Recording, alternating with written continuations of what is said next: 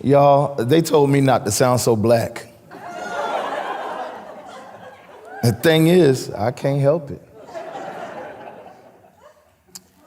I was 27, 28 years old when I made my first $1 million. I had just bought a building downtown Richmond, Virginia. I didn't know anything about credit, didn't have any credit. If they had run it, it'd probably been bad credit. But I did owner financing. I spent a lot of time, spent a lot of money, a couple $100,000 just trying to get the building together. And one day, a guy came, his name was Jim.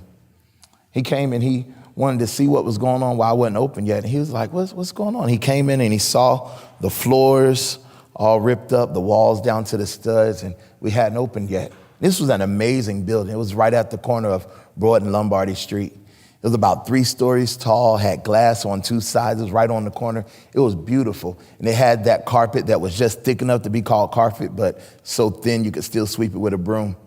I was real proud. It was mine. But I was frustrated. And I was frustrated because we were not able to open for business. We were not able to open because of zoning. I had never navigated zoning before. So Jim tried to help me. He said, all right, this is what I want you to do. Don't look so black. I want you to go downtown and I want you to talk to Sally. Tell her that you don't want to do a change of use. It's still educational purpose. And you want to grandfather in the parking spaces. And let me know if everything is okay. And make sure, and don't dress so black. I want you to wear some khakis and a polo shirt. I was like, what? Did you just tell me not to sound so black? Should I punch him in the face? And do I do what he say? If I obey his instructions, then I can get where I'm going. If I don't, am I foolish? Now this is the thing, y'all. It's 15 years later, and we still have the same thing going on. The story repeats itself. If we follow these instructions, do we give up our blackness? If we don't, do we sacrifice our progress? It's a weird place to be in, but business, it hits different when you're black. There are some things that are normal to entrepreneurship. I don't really know why any of us sign up for it. We sign up to be the first one to work, but the last one to get paid. We sign up to celebrate others, and we just work in the background. And after all the bills are paid, we're just glad to have $1 left over to get up and do it all over again the next day. Entrepreneurship has a normal set of challenges, no matter what color your skin is. When it comes down to what it is to be black in business, there are a few things that we have to navigate, and some of these are unique to the black experience. For example, when I go into the parking garage, I have to make sure that I walk a little distant away from the white woman so that she's not nervous. When I'm in the elevator and it's just me and her, I have to stand a good distance away and make sure I monitor my language so that she doesn't feel threatened. And when we're in meetings, I have to lift the tone of my voice just a little bit so that the bass in my voice doesn't make anybody uncomfortable. It's weird, it's challenging, but it comes with the territory. There are millions of black business owners doing it every day. So what do we do? I'm glad you asked. We decided that we're going to keep moving forward. It's not the first time that any culture or any marginalized group has decided that they're going to move forward against all odds. It didn't matter if it was a woman in a male-dominated world or if it was a LGBTQIA plus person in another world. It doesn't matter what your marginalization is. There's something that's always telling people not to be themselves, and it's not right. There's something that told you not to be yourself, something that challenged how much of you wanted to express. I've experienced it. Maybe you have too. In my world, I went to church. The church didn't let me be who I was. I was a black boy in a Puerto Rican neighborhood, and then I went to a predominantly white school.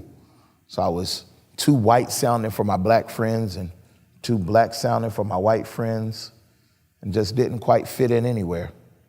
So I realized I needed to keep moving forward and just be okay with being a little different. When you think about black business in America, you have to look at it not as black business, but as business, period. And if any city, any community on the planet wants to have a more inclusive economy, then they'll do these three things. Number one, they'll cultivate real relationships. Number two, they'll connect with stakeholders. And then number three, they'll collaborate on projects. And this is what we did with Black Wall Street, y'all. It was just a few people deciding that we're going to get together. We're going to help start, grow, and expand Black business.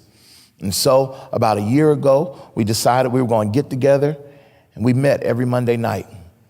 Every Monday night, we met on Zoom, and we talked about the history of our people and the history of Black business in Asheville, North Carolina. And we started to build resilience. That first cultivated relationship was cultivating a relationship with history. Whether you like it or not, you have to cultivate a relationship with history. And then we began to cultivate relationship with each other and then with the world around us. After cultivating relationship, then we began to connect with stakeholders. Connecting with stakeholders was a little different. That meant that now we have to interact with folks that don't fully understand things the way that we understand them. It meant that we had to come out of our box and other people had to come out of theirs and come to a place of mutual understanding, mutual agreement. And even in moments that it was a little weird and moments that it was a little challenging, still move forward because we wanted to build and we understood what it took in order to move forward. We connected with stakeholders. In fact, one of the examples was a predominantly white organization, Rotary Club, connected with an all-Black organization, Black Wall Street, AVL, and what came out of it was an amazing first year. In fact, when we started, our goal was to start, grow, and expand 20 Black businesses. By the end of the year, we had enrolled 70. And the initial goal was to reach $250,000 in revenue. By the end of that first year, we had reached over $1 million in revenue. When we think about the progress, it wasn't progress just happening in a vacuum. It started with cultivating relationship. It moved on to connecting with stakeholders, but none of that meant anything if we didn't go to the next point, which was to collaborate on projects. There must be a time when individuals and groups decide that we're going to set aside differences for the sake of the greater good. And so let's, since I'm here and since y'all are here, you got to do it my way. Say cultivate, connect, collaborate. Cultivate, connect, collaborate. It really doesn't matter what community you're in. It doesn't matter what city you're in. These three things are paramount, and these three things are key to moving anything forward in any economy. Number one is cultivate. Number two is connect. And number three is collaborate. And so there are 10 cities in America that were reviewed and found to be the top 10 cities for Black businesses.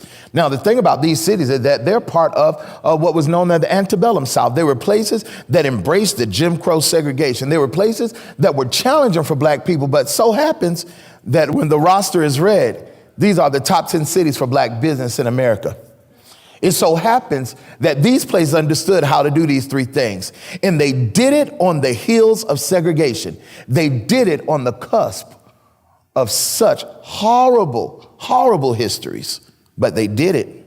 They did it over 100 years ago in Tulsa, Oklahoma, after Black people were freed from slavery and they had skills in the oil industry.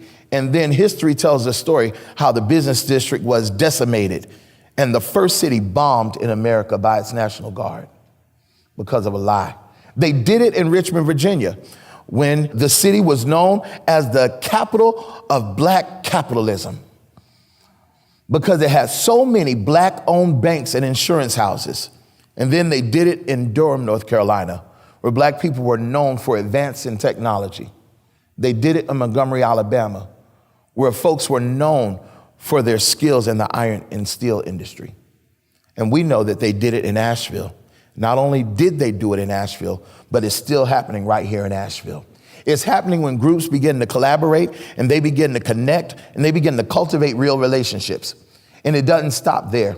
As a matter of fact, Alice Walker coined the phrase colorism in her Pulitzer Prize winning story, Color Purple.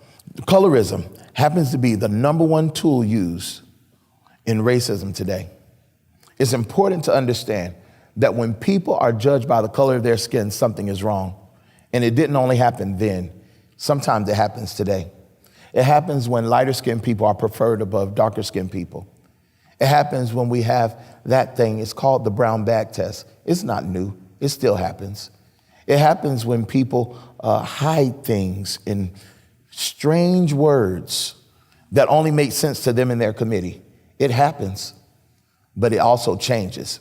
It changes when individuals and communities decide that they're going to do something different.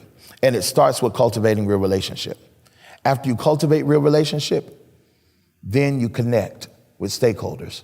After you connect with stakeholders, then you collaborate on projects.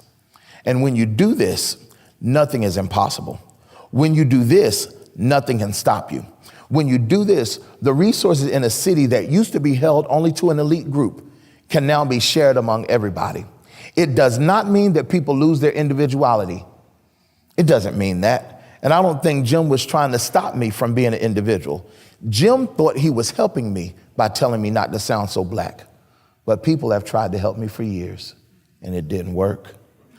People tried to help you. It didn't work. What we have to begin to do is to embrace the diversity.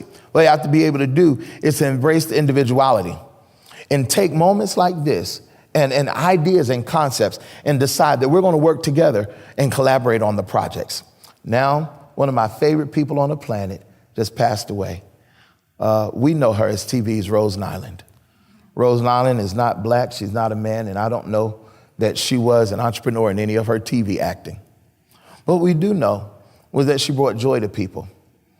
And in the theme song, she said, if you threw a party and invited everyone you knew, you would see that the biggest gift would be from me. And the card attached would say, thank you for being a friend. W.B. Du Bois, the author of Soul of Black Folks, said that the greatest gift that New England can give to a Negro is not money, but character, not alms, but a friend. And so I leave you with this, to you that are here, to you that'll be here, that if you threw a party, invited everyone you knew, you would see the biggest gift would be from me, and the card attached would say, thank you for being a friend, in my black skin.